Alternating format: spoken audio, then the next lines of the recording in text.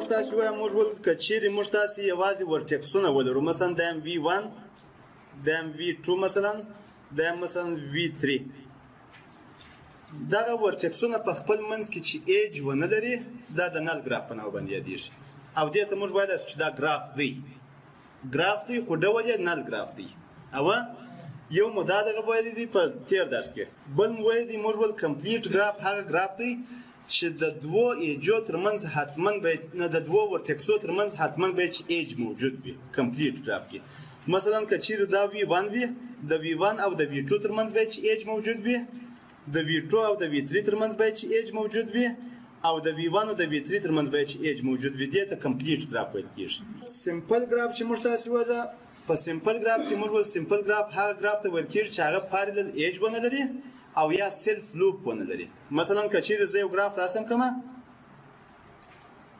دا یو سمپل ګراف دی مثلا د A B C دا هم D دا سمپل ګراف دی مګر که چیرې دغه B پر خپل ځان باندې مثلا یو سیلف لوپ ولري دې ته موږ بیا سمپل ګراف ویلی سو نه سو ورته ویلی او یا هم که چیرې مثلا د D او د C ترمنځ مثلا یو پارلل ایج موجود وي بیا هم سمپل ګراف نه سو ورته ویلی دا شان به مو په یاد فکر کوم دا د تیر ورځ د درس مطابق شان اول دغه چې دی د نن ورځې په درس کې دا ما هم ویلي دي ډیګري اف ورټکس په نامه باندې یادېږي ډیګري اف ورټکس موږ تاسې که چیرې په یو ګراف کې ورټکس ولرو د دې ورټکس سره څو دانې ایجه کنیکټ دي که چیرې یو دانه ایج ورسره کنیکټ وو نو ډیګري د هغه ورټکس یو ده که دوه ایج ورسره کنیکټ وو دوه ده که درې ورسره کنیکټ وو درې د هغه په ترتیب سره تر نه پورې صحیح دی دا ډیګري اف ورټکس دی مثلا که چیرې زه وایم چې مثلا دا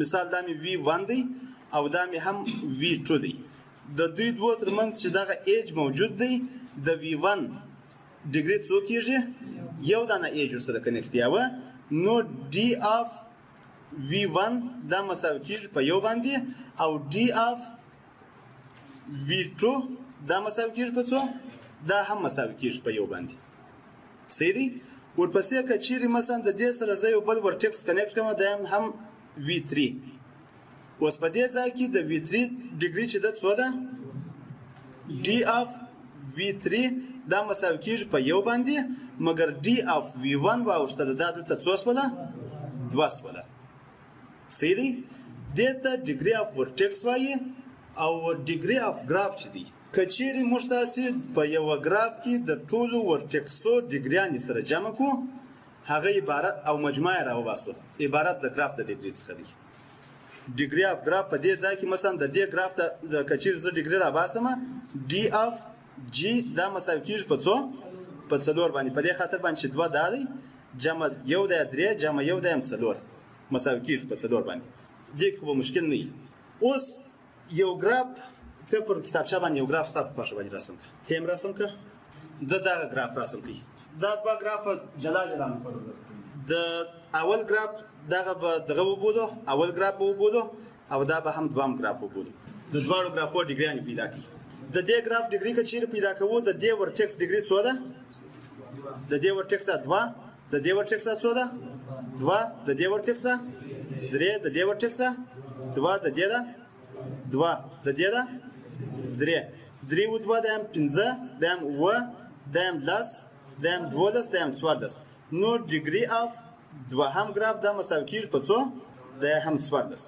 ښه ورپسې د دې ډیګري د دې ساحې دا دوه کېږي د دې دا دوه کېږي د دې دا دوه کېږي د دې دا دوه کېږي او د دې دا دوه کېږي نو ډیګري اف ګراف 1 مساوي کېږي په څو په لس باندې اوس اول ګراف ستاسو په یاد دی دغه ډیګري څو وه اول چې ما رسم کړي څلور به د دوهم ګراف دا څو ده څوارلس ده د درېیم ګراف دا څو ده لس ده په دې کې یو شی داسې دغه سته کامن یو شی سته چې دغه په ټولو کې شریک شی وي جفت نمبر اول ګراف چې ما رسم کړي د هغه دا څلور وه څلور جفت نمبر دی صحیح دی دوهم ګراف دا څوارلس ده جفت نمبر دی د درېیم ګراف دا مثلا لس ده جفت نمبر دی تاسې چې د هر ګراف ډیګري پیدا کوئ هغه جفت نمبر راځي سمپل ګراف شیم سمپل ګراف سمپل ګراف او یا هم کمپلیټ ګراف. ډیګري د هغه ګراف ته جفت عدد راځي. صحیح دی؟ نو هند شیکینګ تیورم. په هند شیکینګ تیورم دی وایي کله چې موږ تاسو د یو ګراف ډیګري پیدا کوو د هغه ډیګري دا مساوي کیږي په ډیګري اف وی آی. مثلا وی آی هر ورټکس چې تاسو نیسئ یا وی 1 نیسئ یا وی 2 نیسئ یا وی 3 نیسئ یا وی لس نیسئ هر یو چې نیسئ هغه وایي مساوي کیږي په 2 ضربې ایج باندې. 2 ضربې ایج باندې دا معنا چې مثلا زه په دې ځای کې یو ګراف رسموم. مثلا دا یو ګراف دی. په دې ځای کې دا هم A دا B دا C دا D دا هم E. اوس د دې ډیګري که چیرې زه پیدا کوم دا څو کېږي؟ 3 کېږي. صحیح دی؟ ورپسې د دې ډیګري څو کېږي؟ دا هم 3 کېږي. 3. ورپسې د دې ډیګري څو کېږي؟ 1 کېږي. د دې ډیګري څو کېږي؟ څو؟ 3 کېږي. او د دې ډیګري 2 کېږي.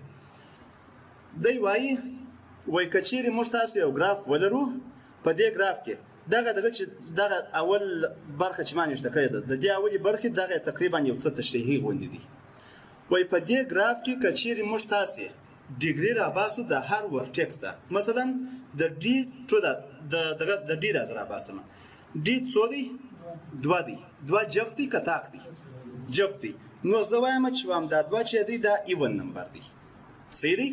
ورپسې جمع ورپسې 8 دا تاق نمبر دی دا تاق نمبر دی دا تاق نمبر دی او دا تاق نمبر دی. که چیرې تاسو ته تاق نمبر درکول څو دی؟ 3 ورپسې بیا 3 ورپسې بیا 3 بیا هم 1. صحیح دی؟ اوس دا که چیرې موږ تاسو ټوله سره جمع کړو د دې مجموعه څو کېږي؟ 10 کېږي. 10 خپله جفت عدد دی. نو که چیرې هر ډول دغه موږ تاسې رسم کړو ګراف رسم کړو د هغه ډیګري مساوي کېږي په جفت عدد باندې او یا که چیرې جفت عدد نه و. مثلا مثال په دې ساحه کې ته دا فکر وکړه چې دغه ساحه دغه سره نسته پکښې کې مثلا دا ساحه یوازې دا ساحه د دې 3 دی چې دغه ډیګري چې 3 کېږي. دا څه راځي؟ تاق راځي. که چیرې تاق عدد هم موجود و هغه به داسې عدد وي چې دغه به حساب چې موږ کوو هغه به جفت نمبر راځي. سم نه خلاصېږي. که تاق عدد موږ تاسې لرو هغه تاق عدد که چیرې موږ تاسې حسابو دا حساب به جفت راځي. جفت به راځي دا معنا چې یعنی یو به نه راځي. که چیرې 2 راسي 2 جفت دي.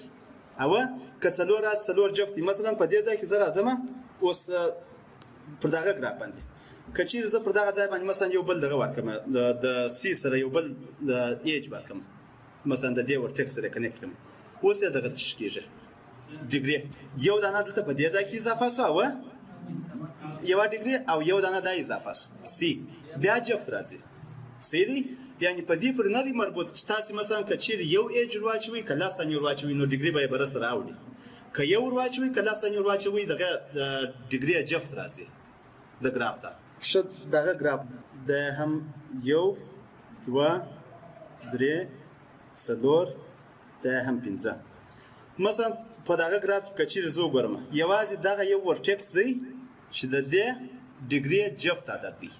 صحیح دی؟ د دې څخه وروسته د دې ډیګري تاق عدد دی د دې ډیګري تاق عدد دی د دې ډیګري تاق عدد دی او د دې ډیګري تاق عدد دی. اوس د هم 1 2 3 4 په تعداد کې څو شوله؟